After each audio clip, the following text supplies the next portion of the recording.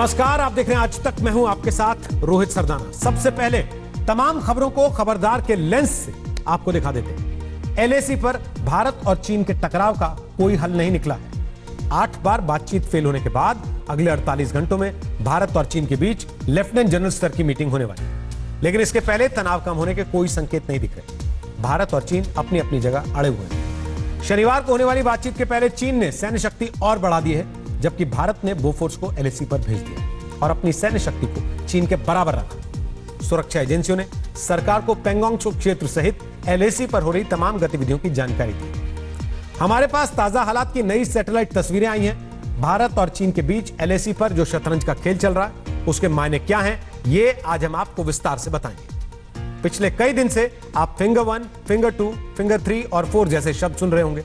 इनका अर्थ क्या है? पेंगोंग त्सो क्षेत्र भारत के लिए इतना महत्वपूर्ण क्यों है, इसे आज हम नक्शे के जरिए आपके लिए डिकोड करेंगे। आपने नोट किया होगा कि दुनिया चाहे चीन पर कितना ही दबाव डालती रहे, लेकिन वो हर दबाव का जवाब बेशर्मी से दे रहा है। इसके पीछे एक बहुत बड़ी वजह है। चीन के पास एक ऐसी शक्ति है जिससे वो दुनिया के किसी भी देश को मजबूर कर सकता है, और यह शक्ति है दुर्लभ खनिज। आप इसे चीन का हुक्म का इक्का भी कह सकते हैं। दुनिया में दुर्लभ खनिजों का 90% से भी ज्यादा उत्पादन चीन के कब्जे में है, और इन खनिजों से ही गैजेट्स, स्वास्थ्य सेवाओं से जुड़े हुए उपकरण, देश की रक्षा से जुड़े डिफेंस डिवाइस और हथियार बनते हैं। चीन पर जब जब दबाव बढ़ता है तो वो इन खनिजों की सप्लाई काटने की धमकी दुनिया को दे देता है। चीन से युद्ध के इस एंगल को भी आज आपको समझाएंगे। एक बड़ी खबर आज पीओके से भी आई है। गिलगित बाल्टिस्तान में बौद्ध धर्म से जुड़ी विरासत को पाकिस्तान नुकसान पहुंचा रहा है। पीओके में हुई इस हरकत पर भारत ने कड़ा विरोध जताया है। भारत ने कहा है कि यह भारतीय संस्कृति पर हमला है और भारतीय इलाके पर अवैध कब्जा करके पाकिस्तान वहां की संरक्षित विरासत को नुकसान पहुंचा रहा है। आज इस खबर का हम गहरा विश्लेषण करेंगे। और पिछले 5 दिन में रोज 8000 से ज्यादा नए कोरोना के मामले सामने आ रहे हैं। पिछले 24 घंटों में 9000 से ज्यादा केस रिपोर्ट हुए हैं। कुल मामले अब 2,17,000 हो गए हैं और मरने वालों का आंकड़ा देश में 6000 को पार कर चुका है। भारत में अब हम मानसून की तरफ बढ़ रहे हैं। आमतौर पर इस दौरान डेंगू और मलेरिया मरीजों की संख्या भी बढ़ जाती है। कोरोना काल में यह संकट कई गुना हो सकता है। इस संकट से कैसे निपटेंगे हम और आप, इसे लेकर हमने कई एक्सपर्ट्स और डॉक्टर से आज बात की है और एक खास रिपोर्ट तैयार की है। इसे आज आपको जरूर देखना चाहिए। छोटी सी बात और रजनीगंधा जैसी फिल्मों के मशहूर डायरेक्टर बासु चटर्जी का 90 वर्ष की उम्र में निधन हो गया। उन्हें फैमिली फिल्मों का फिल्मकार या साधारण लोगों का शोमैन कहा जाता था। उनके नायक, नायिका और फिल्मों के विषय साधारण लोगों से जुड़े थे और यही उनका असाधारण काम था। उन्होंने करियर की शुरुआत में बतौर इलस्ट्रेटर और कार्टूनिस्ट काम किया था और बाद में वो फिल्म मेकिंग में आ गए थे। लेकिन शुरुआत कर रहे हैं एलएसी पर। भारत और चीन के बीच तनाव शुरू हुए करीब 1 महीना हो चुका है और दोनों देशों के बीच तनाव वाला लॉक लगा। अगले 48 घंटों में भारत और चीन के मिलिट्री कमांडर्स के बीच लद्दाख के चुशुल में मीटिंग होनी। अब तक 8 मीटिंग फेल हो चुकी हैं और 6 जून को होने वाली इस मीटिंग से पहले भी तनाव बढ़ाने वाली गतिविधियां लगातार हो रही। चीन अपनी सैन्य शक्ति बढ़ा रहा है और भारत भी अपनी जगह पर अड़े गए। भारत ने अपने इंफ्रास्ट्रक्चर पर काम जारी रखा है। एलएसी के संवेदनशील इलाकों में बोफोर्स तो भेजी गई हैं और भारत ने अपनी सैन्य शक्ति को एकदम चीन के बराबर कर रखा है। 6 जून की बातचीत से पहले भारत सरकार को सुरक्षा एजेंसियों की तरफ से लद्दाख में चीनी गतिविधियों की पूरी रिपोर्ट मिल गई है। सुरक्षा एजेंसियों ने जानकारी दी है कि पूर्वी लद्दाख के अलग अलग सेक्टरों में चीनी सेना ने कहां अपने सैनिकों को तैनात किया है, कहां भारी हथियार रखे गए हैं, पेंगोंग त्सो लेक के आसपास क्या चल रहा है। आपको इसके बारे में हम विस्तार से बताएंगे, लेकिन आए दिन आप जब चीन के बारे में रिपोर्ट्स देखते होंगे तो आपके मन में सवाल उठता होगा कि आखिर ये फिंगर 1, फिंगर 2, फिंगर 3 जैसी चीजें क्या हैं। आज हम आपको ग्राफिक के जरिए जरा इस समय की मौजूदा स्थिति क्या है, एलएसी पर इस समय क्या चल रहा है और इससे जुड़े तकनीकी जो शब्द इस्तेमाल होते हैं उनका मतलब क्या है, समझाने की कोशिश करते हैं। मेरे सहयोगी राहुल कंवल इस वक्त न्यूज रूम से हमारे साथ इस पर विस्तार से जानकारी आपके लिए लेकर आए। राहुल।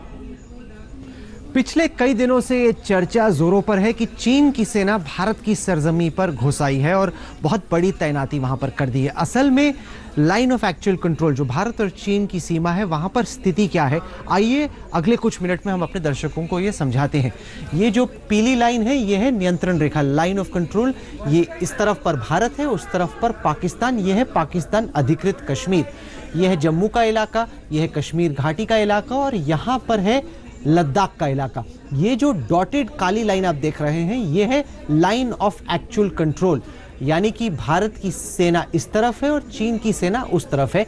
यह है अक्साई चीन, जो कि वैसे तो भारत का इलाका है लेकिन इस वक्त चीन ने यहाँ पर कब्जा किया हुआ है और इसके बीचों बीच है ये पेंगोंग त्सो लेक। इसको मैं आपको थोड़ा तफसील से समझाता हूँ। ये भारत की सबसे बड़ी झील है, कुल मिला के 134 किलोमीटर इसकी लंबाई है, जहाँ पर इसकी चौड़ाई का सवाल है 5 किलोमीटर चौड़ी ये झील है। ये वाला जो इलाका है ये भारत का इलाका है, झील के उस पार का जो इलाका है वो चीन का इलाका है। इस इलाके को इसकी दक्षिण तट कहते हैं, यानी कि ये सदर्न बैंक का इलाका है। जो ऊपर का इलाका है उसको नॉर्दर्न बैंक यानी कि जो इसका उत्तरी तट है।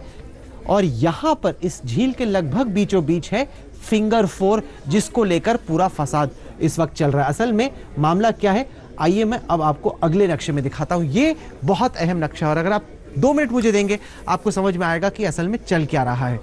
ये है फिंगर 1 का इलाका। फिंगर क्यों? क्योंकि यह है पहाड़ की यह है उंगली और उंगली पर है फिंगर 1। इसको भारतीय सेना की टर्मिनोलॉजी में फिंगर 1 कहा जाता है। यह है फिंगर 2, यह है फिंगर 3, यह है फिंगर 4। अब जो नीली ये लकीर आपको दिख रही है ये इलाका भारत के कब्जे में है और ये एक सड़क है जो कि भारत ने बनाई हुई है और यहाँ पे हमारी सेना गश्त करती है, हमारी जो गाड़ियां हैं वो चला करती हैं।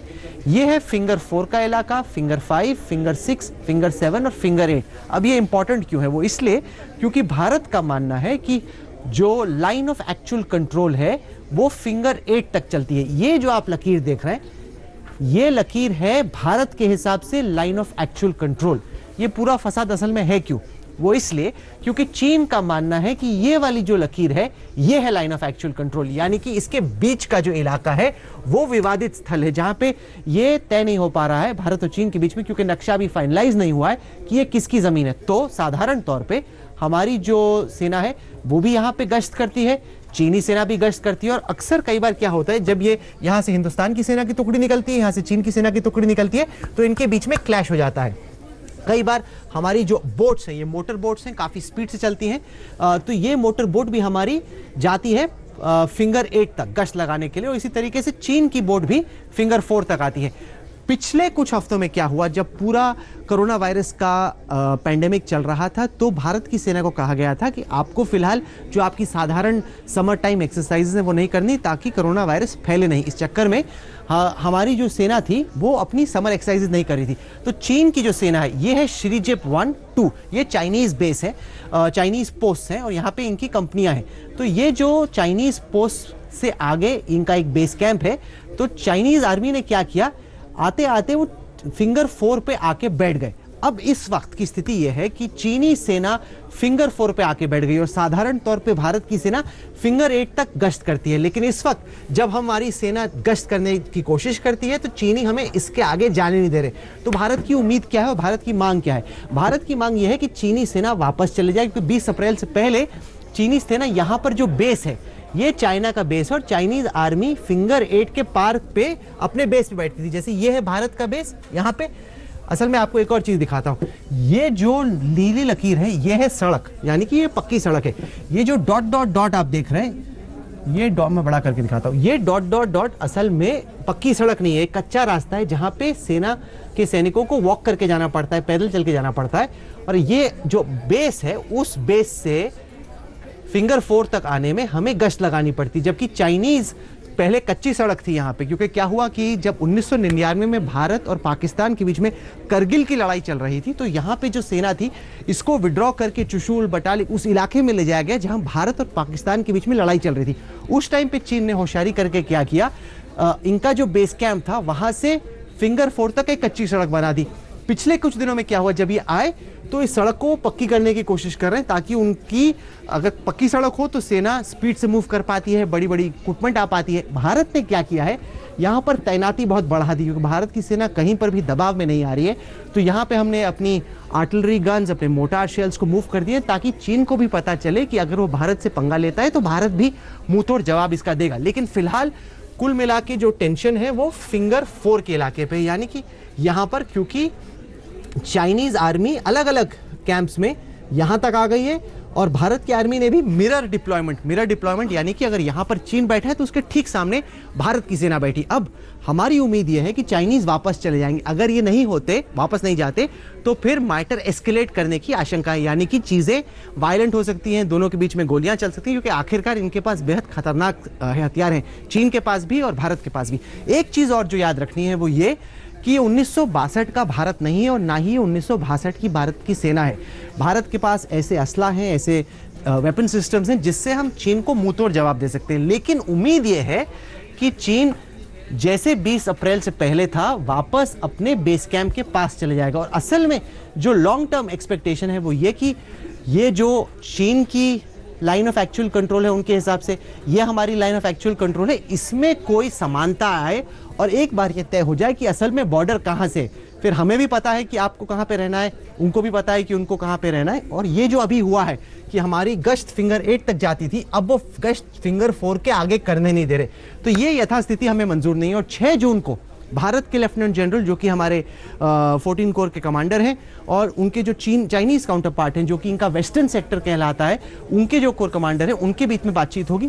ऐसा साधारण तौर पे नहीं होता, यूजुअली जो बातचीत होती है वो जो बटालियन कमांडर हैं या कंपनी कमांडर है उनके लेवल पे रिजॉल्व करने की कोशिश होती है। लेकिन ये पहली दफा है कि लेफ्टिनेंट जनरल्स के बीच में बातचीत हो रही है, तो कहीं ना कहीं डायलॉग को मौका दिया जा रहा है।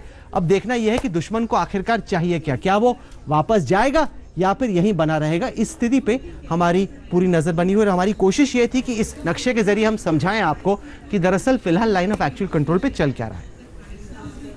शुक्रिया राहुल। फिलहाल ग्राफिक के जरिए, नक्शे के जरिए वहां की ताजा स्थिति समझाने के लिए अब इस स्थिति से चीजें आगे बढ़ेंगी कैसे, वो बढ़ेंगी ऐसे कि 6 जून को अब बातचीत होगी। हालांकि उसके पहले की सारी बातचीत फेल हो चुकी है, लेकिन भारत ने भी आंख झपकाई नहीं है एक बार भी।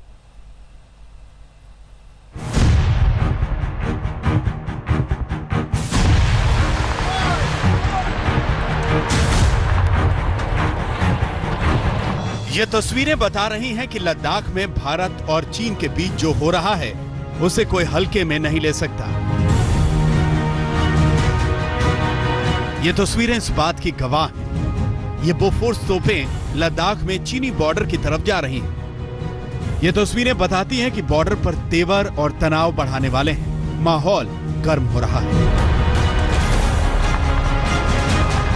2 मई से लाइन ऑफ एक्चुअल कंट्रोल पर चीन की तरफ से घुसपैठ के बाद अब भारतीय सेना ने भी कड़े उपाय और कदम उठाए हैं।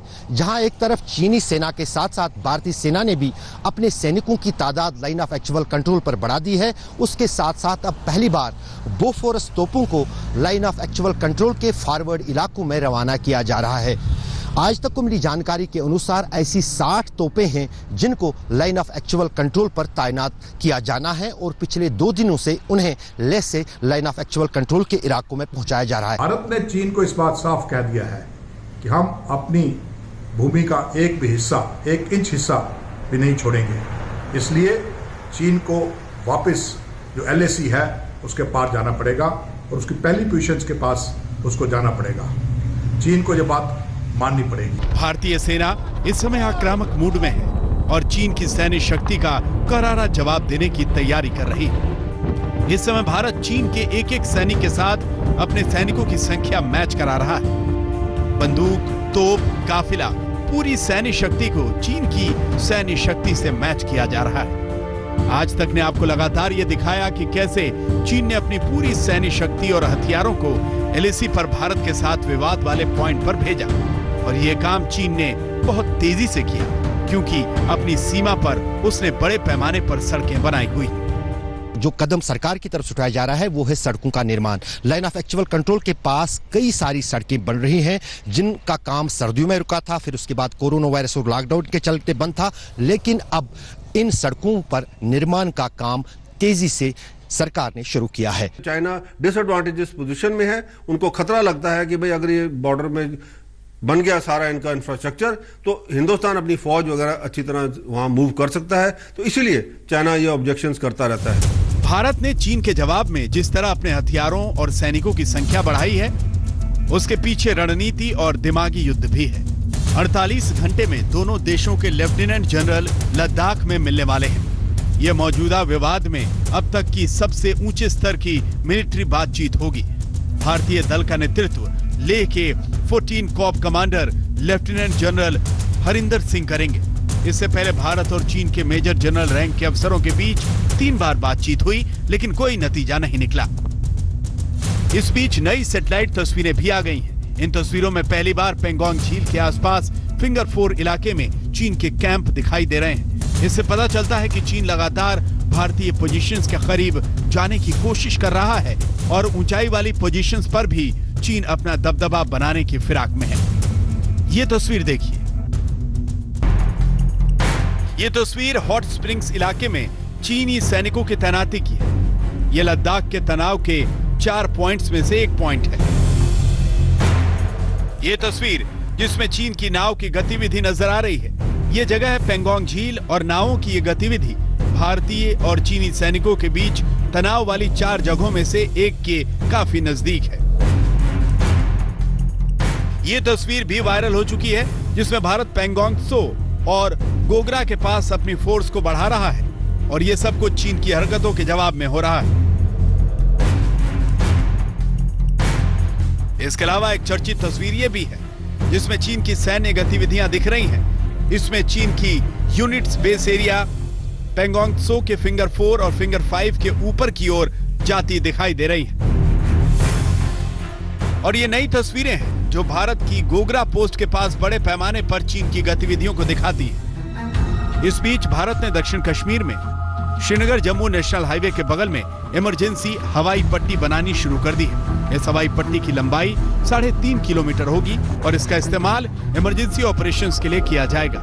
इस निर्माण का चीन और भारत के मौजूदा टकराव से कोई लेना देना नहीं है, लेकिन यह भारत के लिए सामरिक रूप से बड़ा फैसला है। फिलहाल सबकी आंखें शनिवार पर टिक गई हैं।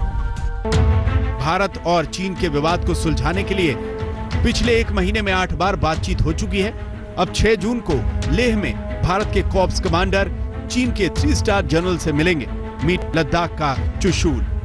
6 जून को जो मीटिंग होने वाली है, उस मीटिंग में जो हमारे लेफ्टिनेंट जनरल्स होंगे हिंदुस्तान के आर्मी के, भारतीय थल सेना के, मेरा सुझाव है कि उनको ये सब मुद्दा उठाना चाहिए कि चीन मैक्रो इश्यूज जो स्ट्रेटजिक इश्यूज है उसको संबोधित करे। और वो क्या है कि चीन अपना विस्तारवाद की नीति को त्याग करने का कमिटमेंट दे, भरोसा दे, सलामी स्लाइसिंग जो टेक्निक है चीन का उसको त्याग करने का भरोसा दे, आश्वासन दे।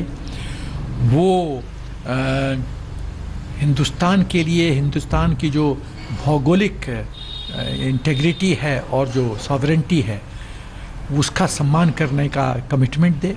जब ये सब होगा तो रिश्ता स्वाभाविक है, अच्छा होगा। अब तक दोनों देशों के बीच तनाव बरकरार है। हालांकि स्थितियों में एक छोटा सा सुधार हुआ है। सूत्रों के मुताबिक टकराव के पॉइंट पर चीन की सेना 2 किलोमीटर पीछे चली गई है और भारतीय सेना 1 किलोमीटर पीछे आ गई है, लेकिन ये बहुत ही छोटे स्तर की मूवमेंट है। श्रीनगर से अशरफ वानी और शुजाउल हक और दिल्ली से अभिषेक भल्ला के साथ आज तक ब्यूरो। एलएसी पर दोनों देशों की रणनीति और मूल स्वभाव को भी समझ लेना चाहिए। चीन की रणनीति है एलएसी के आसपास जबरदस्त तरीके से इंफ्रास्ट्रक्चर का विकास, एलएसी के पास इंटीग्रेटेड गांव बनाना ताकि सेना और स्थानीय लोग एक ही इलाके में एक साथ रह पाएं। इससे सैन्य ताकत बढ़ जाती है। चीनी सीमा में ऐसे कई कॉम्प्लेक्स देखे गए हैं जिनका इस्तेमाल सेना और आम लोग दोनों कर सकते हैं। हालांकि सेना के साथ रहने में आम लोग कम ही दिलचस्पी दिखाते हैं और 2017 में डोकलाम में हुए तनाव के बाद से चीनी सेना की नई तरह की ट्रेनिंग जिसमें आक्रामकता की मात्रा ज्यादा है। दूसरी तरफ भारत की रणनीति है एलएसी पर सड़कों के जाल को मजबूत करना, लद्दाख और अरुणाचल प्रदेश में भारतीय सेना के वॉर गेम्स और युद्धाभ्यास का आयोजन करना, और घुसपैठ करने वाले चीनी सैनिकों को आगे बढ़कर आक्रामक तरीके से रोकना। और यहां आपको बोफोर्स तोप की खासियतें भी पता होनी चाहिए। इस तोप को 1930 के दशक में स्वीडन की आर्म्स कंपनी एबी बोफोर्स ने डिजाइन किया था। 1999 में पाकिस्तान के साथ हुई करगिल की लड़ाई में बोफोर्स तोपों ने ही भारत की जीत में सबसे अहम भूमिका निभाई थी। बोफोर्स की रेंज 27 किलोमीटर तक है। यह तोप 1 मिनट में 10 गोले फायर कर सकती है। यह तोप -3 डिग्री से लेकर 70 डिग्री तक के एंगल में फायर कर सकती है। इस वजह से करगिल युद्ध के दौरान पहाड़ी इलाकों में छुपे दुश्मन पर यह तोप बेहद कारगर साबित हुई। भारत और पाकिस्तान के बीच 1999 में लड़े गए करगिल युद्ध में तोपखाने से 2.5 लाख गोले और रॉकेट दागे गए थे और इसमें एक बड़ा हिस्सा बोफोर्स का था। बोफोर्स में मर्सिडीज बेंज का इंजन लगा होता है। सेना लंबे समय से चाहती है कि बोफोर्स तोपों की तैनाती LAC से लगने वाले ज्यादातर संवेदनशील इलाकों में कर दी जाए, लेकिन इसमें बहुत मुश्किल आती है क्योंकि इसके लिए 2 लेन वाली सड़कों और क्लास 70 पुलों का निर्माण होना जरूरी है। आपको बता दें कि क्लास 70 सड़कें और पुल वो होते हैं जिन पर भारी भरकम तोपें और टैंक आसानी से ले जाए जा सकते हैं। और चीन का सिर्फ भारत से नहीं बल्कि कई देशों के साथ तकरार का हाल इस समय बना हुआ। अमेरिकी राष्ट्रपति डोनाल्ड ट्रंप लगातार चीन के खिलाफ कड़े बयान दे रहे हैं। साउथ चाइना सी में भी स्थिति तनावपूर्ण बनी हुई है। हांगकांग और ताइवान में भी चीन के खिलाफ बेहद नाराजगी है। इस सब के बावजूद चीन की स्थिति कमजोर नहीं हो रही, तो इसकी एक खास वजह है और यह वजह है इसका एक हुक्म का इक्का। क्या है, आप देखिए ये रिपोर्ट और जानिए। दुनिया चाहे कितना ही दबाव डालती रहे, चीन के पास है हुक्म का इक्का। चाहे गैजेट्स हो, स्वास्थ्य सेवाओं से जुड़े हुए उपकरण हो या देश की रक्षा से जुड़े डिफेंस डिवाइस और हथियार, इन सभी को बनाने के लिए जरूरी रॉ मटेरियल यानी कच्चे माल की जरूरत होती है और इसे कहते हैं रियर अर्थ यानी दुर्लभ खनिज। ये 17 ऐसे खनिज हैं जिनमें मैग्नेटिक और इलेक्ट्रोकेमिकल शक्तियां होती हैं और चीन इन खनिजों का सबसे बड़ा उत्पादक है। पूरी दुनिया के दुर्लभ खनिजों के ग्लोबल उत्पादन का 90% हिस्सा चीन से आता है और इन खनिजों से चीन को अनोखी शक्ति मिलती है। दुर्लभ खनिज निकालने वाले दूसरे देश जैसे अमेरिका, ऑस्ट्रेलिया, रूस, वियतनाम, दक्षिण अफ्रीका और भारत पर एक अकेला चीन इस मामले में भारी पड़ता है।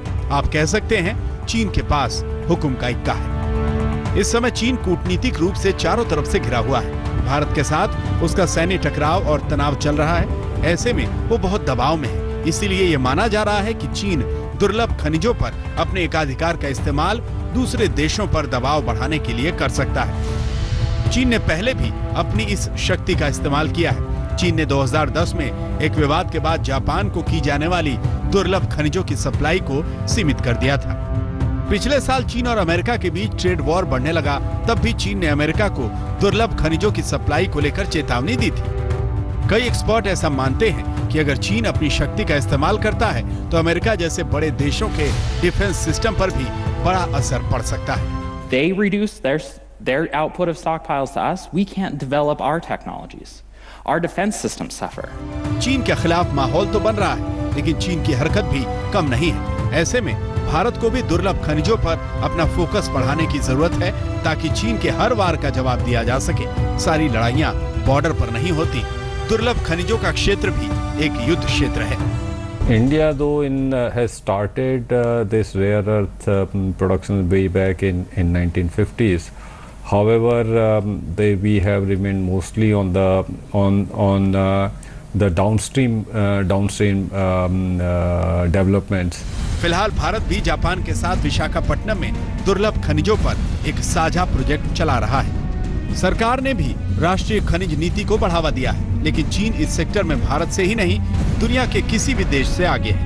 That's why there's a big focus on rare earths, because there's a great opportunity for them to create high value add jobs and major employment, and rare earths can become the basis of a high technology manufacturing industry. Bharat को इस समय दुर्लभ खनिजों के मामले में आत्मनिर्भर बनने की जरूरत है।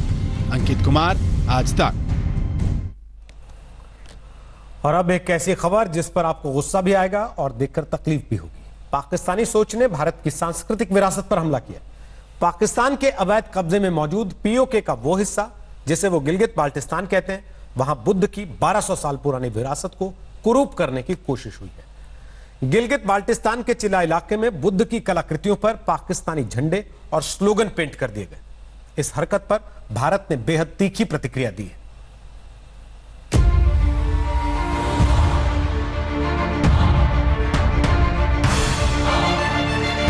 बुद्ध की विरासत पर यह हिंसा पाकिस्तान नाम वाली उस सोच की है जिसने खुद की संस्कृति को 1947 में जन्मा समझा।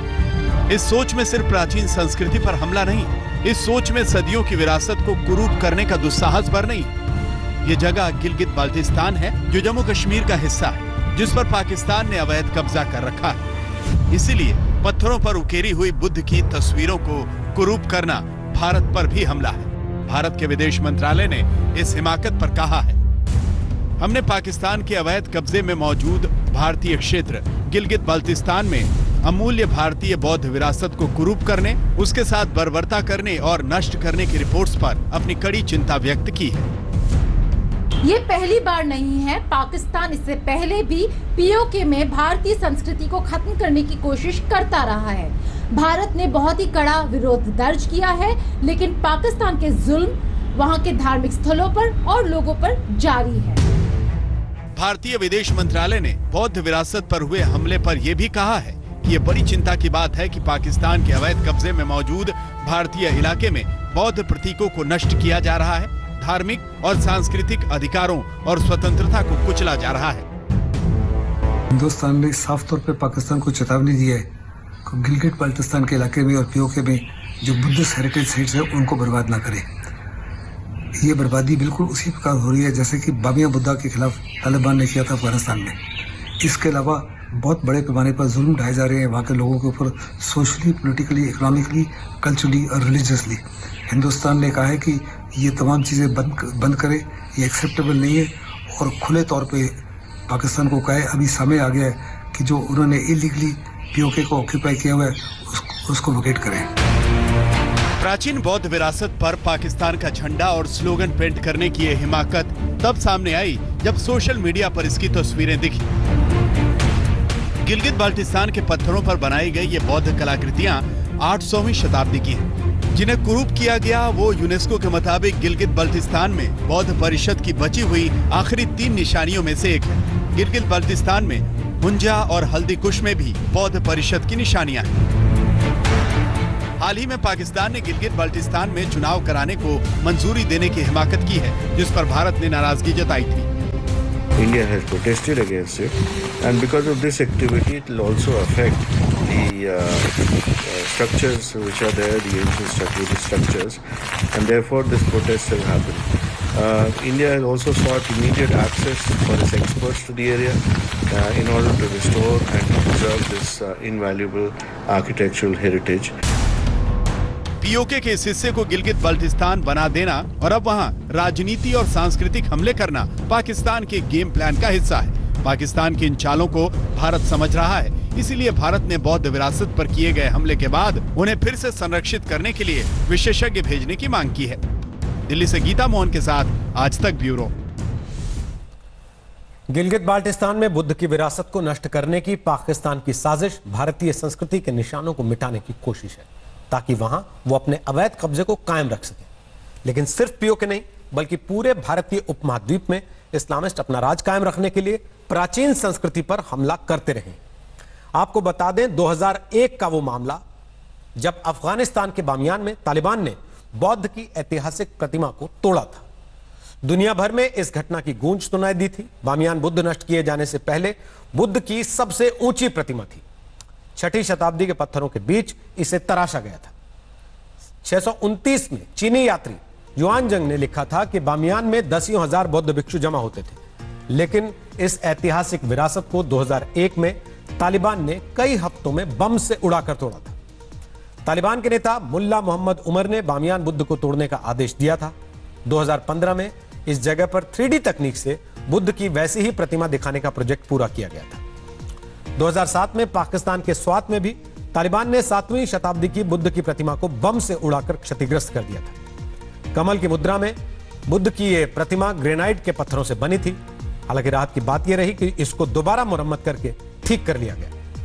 2012 में स्वात के बुद्ध की प्रतिमा की मरम्मत का काम शुरू हुआ था और 2018 में इसे दोबारा बना लिया गया था। वैसे पाकिस्तान में प्राचीन विरासतों को सहेजने की कोई पहल हुई हो ऐसा नहीं है, बल्कि आजादी के बाद से तो वहां धार्मिक और सांस्कृतिक प्रतीकों को नष्ट ही किया गया। 2014 में पाकिस्तान हिंदू राइट्स मूवमेंट का एक सर्वे कहता है कि पाकिस्तान में अल्पसंख्यकों के 95% प्राचीन धार्मिक स्थल नष्ट हो चुके हैं। उन्हें टॉय स्टोर और रेस्टोरेंट जैसी जगहों में तब्दील कर दिया गया है। और इसी के साथ खबरदार में आज के लिए इतना ही, लेकिन देश दुनिया की खबरों के लिए आप देखते रहिए आज तक। नमस्कार, मैं हूं अंजना ओम कश्यप। हमें उम्मीद है ये वीडियो आपको पसंद आया होगा। लेटेस्ट खबरों के लिए यूं ही देखते रहिए आज तक और इस वीडियो के पसंद आने पर लाइक, शेयर एंड सब्सक्राइब करना ना भूलें।